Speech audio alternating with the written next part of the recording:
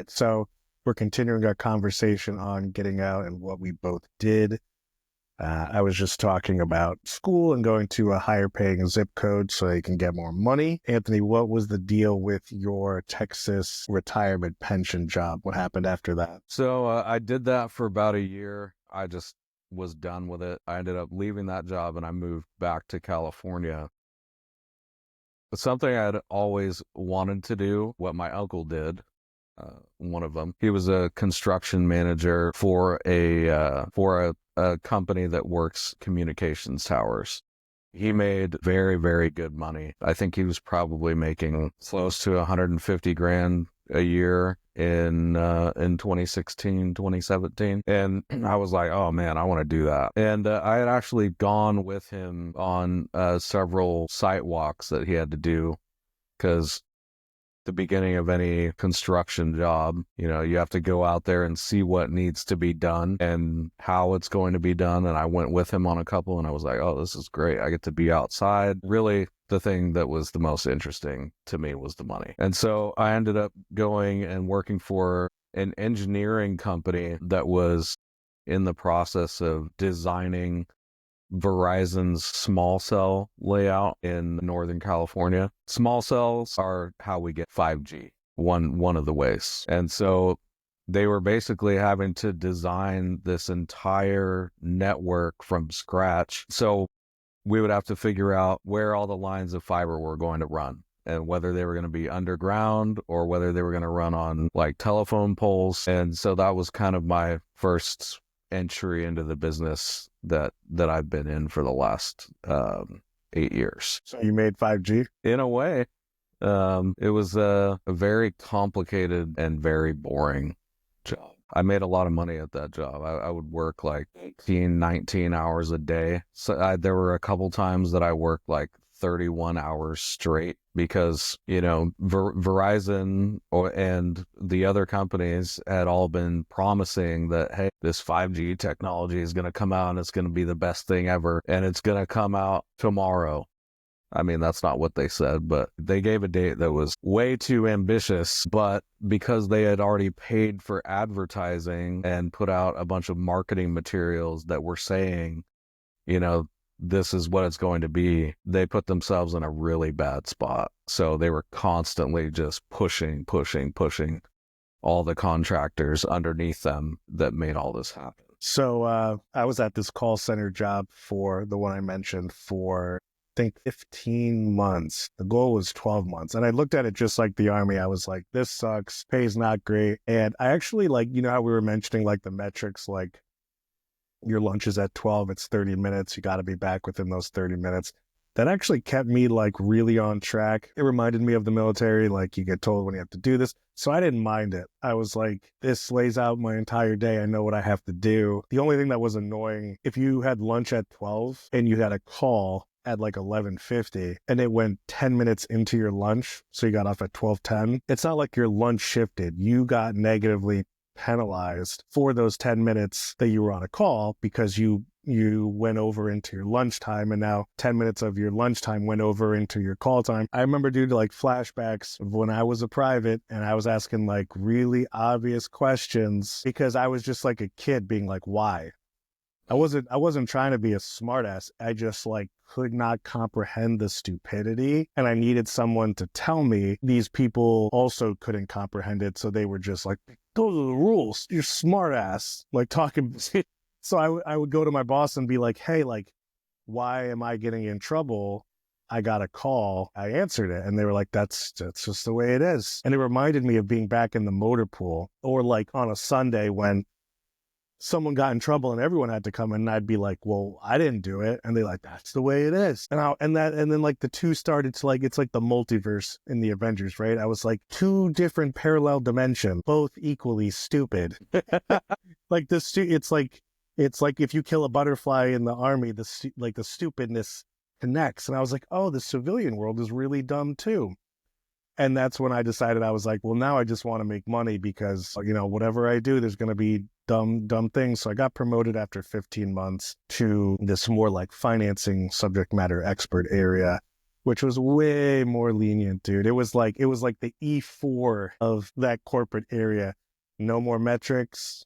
I can get up 10 times and go to the bathroom. Oh, you want to get a Starbucks coffee during the day? You just walk downstairs and get it. You gonna take an extra 10 minutes on your lunch? Nobody's gonna know. And I was like, this is nice, dude. But I was disappointed because that was my first introduction in corporate to, you moved up heavily in responsibility and skill and you got promoted.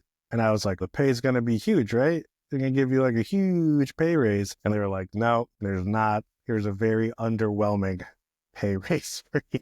I mean, that's been my experience too. And I don't think that I've worked anywhere longer than 2 years since I got out of the military, because for whatever reason, corporate structure now, let's say that you work for the same company for 10 years. Years 1 and 2, the first 3 to 5 months is you're kind of figuring out how the job works and what to expect and figuring out how to do really well at it so that you can move to the next level. And a lot of times that happens, which is great. But like you said, for whatever reason, the pay increases. They're like, oh, well, we've already got you here. So, we could get away with giving you like 2%. Whereas if someone was externally hired for the position you've been promoted into, they would probably get paid a lot more money than what you're now at with your paltry raise. And I've never understood,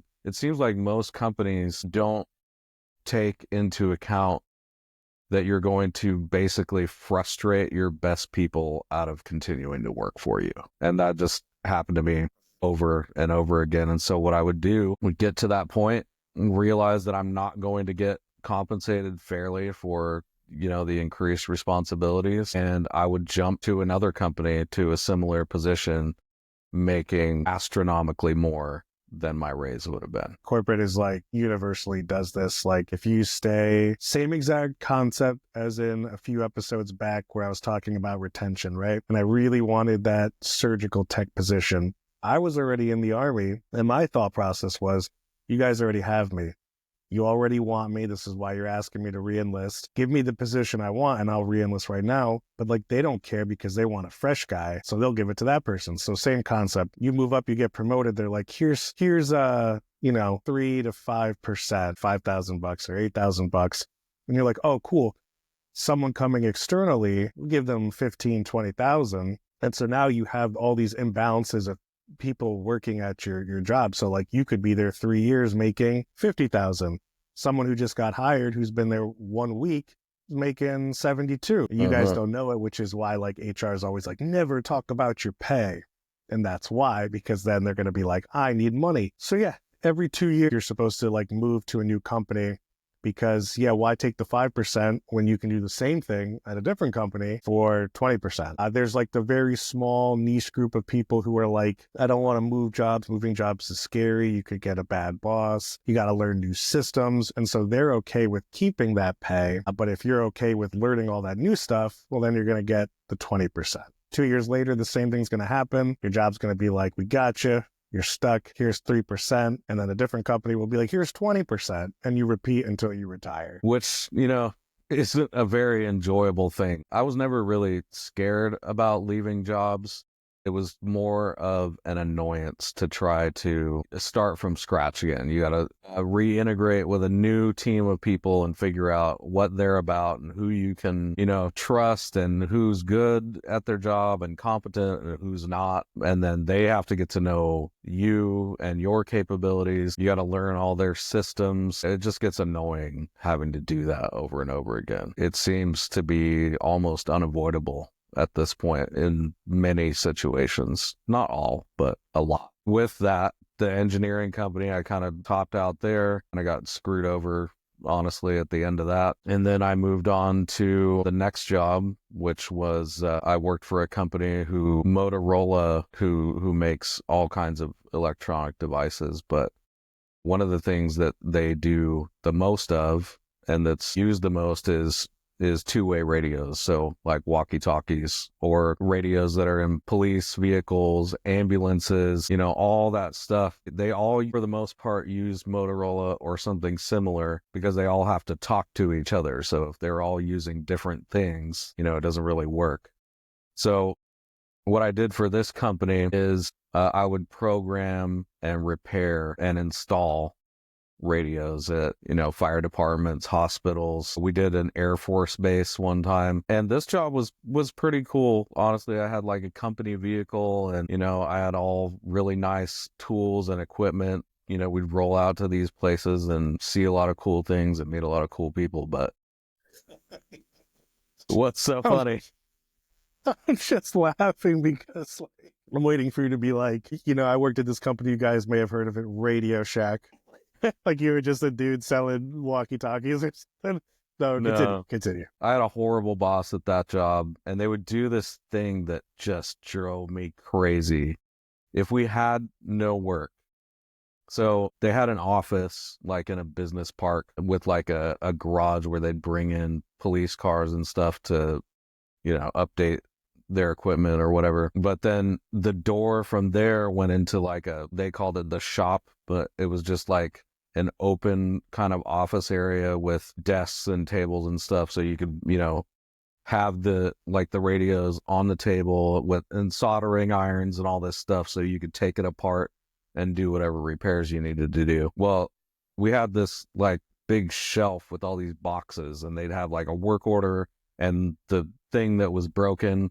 And you go over there, once you're done working on whatever you're working on, you go get the next thing.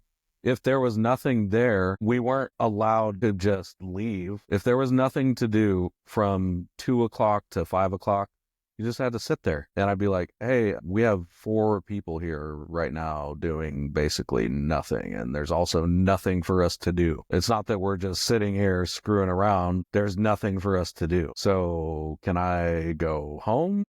And they'd be like, no, you just stay here until 5 o'clock. Like, what is the point of that? Sounds exactly like the Army. Seriously. It's funny, like all the jobs over the past 13 years, like I try to use positive skills I learned from the Army to be successful at them, but I also can't help but like relate negative aspects. Like if you're done and you have to wait around 4 hours, that's what we did in the Army all the time. Sometimes we would get done at 2 o'clock. They'd be like, hang out in the office or hang out at the smoke pit, which the smoke pit was just like this kind of like a outdoor picnic building with tables, and people would just smoke there.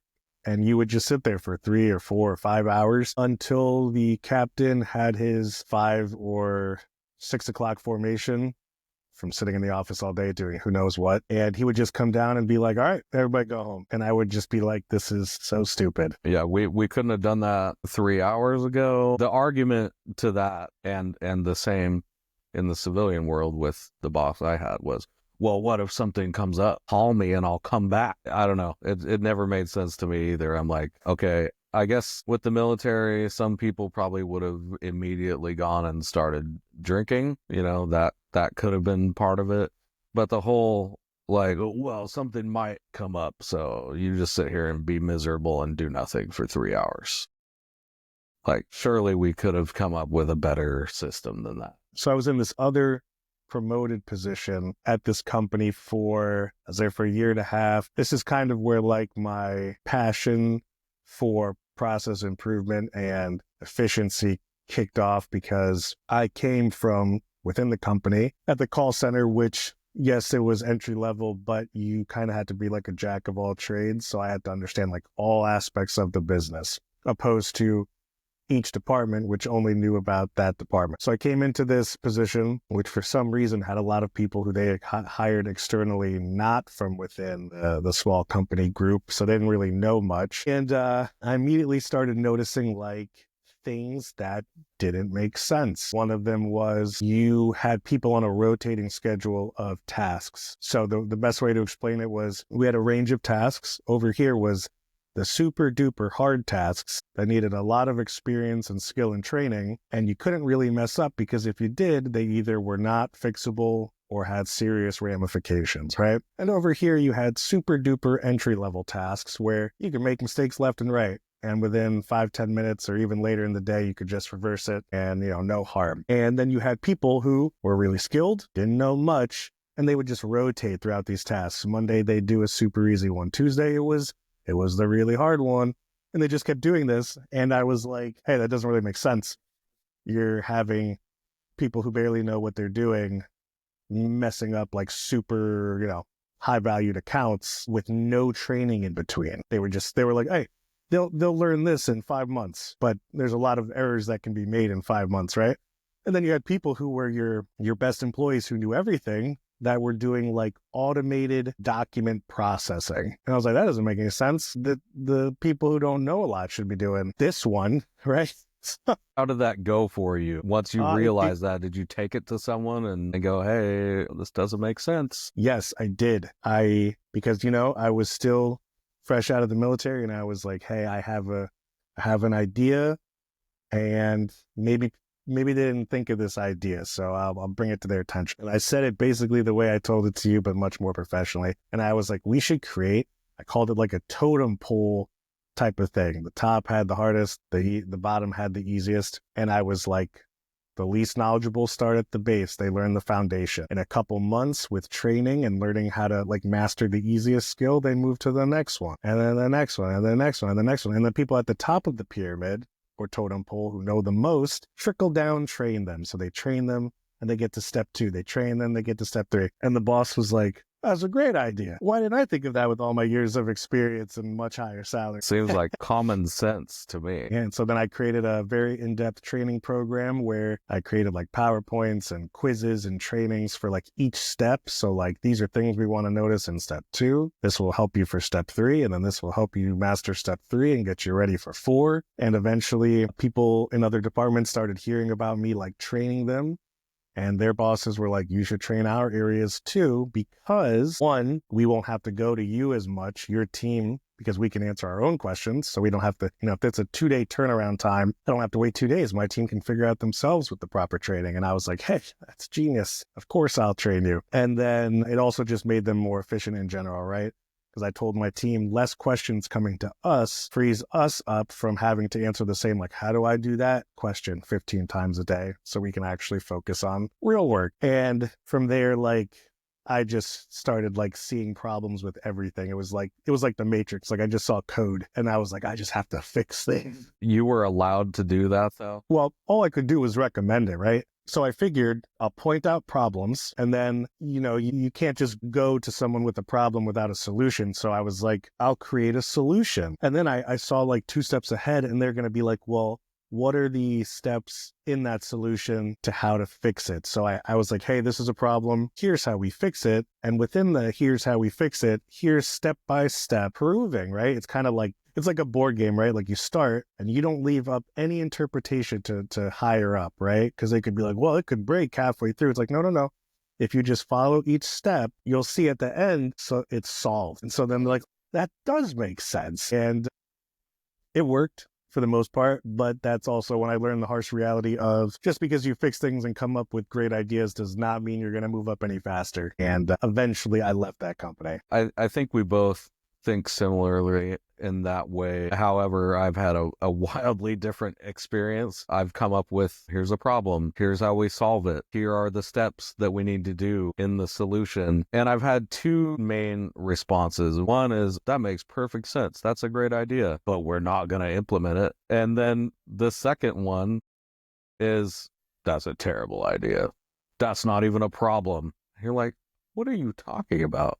It's obviously a problem. Well, we don't have the time. And then you just watch things get progressively worse because you're not making time to solve a problem.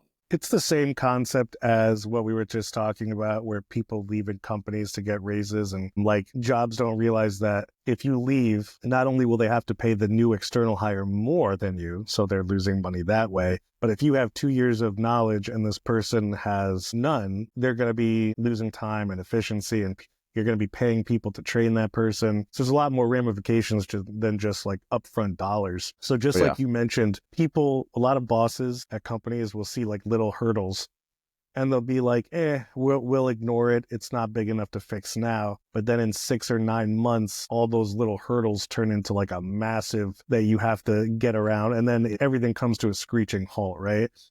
And what could have been like a very, very small improvement of just like, let's tweak this one thing and then these hurdles will go away. Then when you hit the quicksand trap in the future, they're like, all hands on deck, massive emergency. We don't know how to fix it. Now we have to like get all these project teams together. Sometimes leadership just can't see that many steps ahead. And sometimes their hands are also tied because they're like, I brought this up to hire and there's no budget to fix this issue, or we have too many deadlines that we can't divert from, and they're just like, we'll figure it out when we get there. Which is always it's so mind-boggling to me that legitimately do not understand how some of these places that I've worked can't see that these smaller things are creating a ripple effect that are creating bigger problems that you're really focused on and worried about on how to fix that thing, but you're not realizing that these other minor things are really what's causing the problem that you're the most worried about. And even if you like lay this stuff out for someone, it's just like you said, that's another, in my opinion,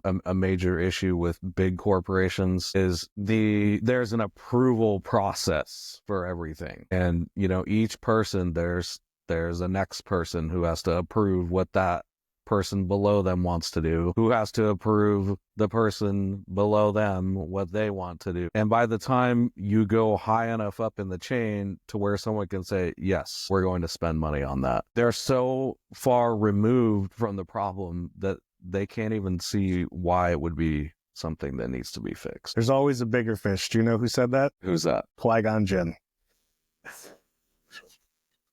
For people watching, I am a massive Star Wars fan, and if you say you like the sequels more than the prequels or the original, I'll fight you in public. Also, the board game I was thinking of was Candyland, where you have like a little kid and you're just like, boop, just bopping them on a thing. Yeah, that's how I made my improvements to leadership, so they couldn't pull a fast one and be like, did you think of this? And I'm like, I did, actually, and I thought of 3 solutions for that. Yeah, corporate can be equally frustrating.